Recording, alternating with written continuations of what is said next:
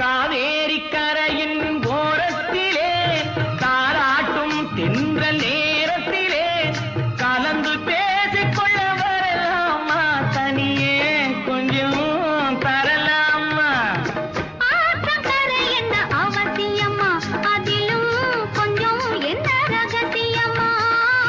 ஆற்றங்கரை என்ன அவசியமா அதிலும் கொஞ்சம் என்ன ரகசியமா தேதி குறித்து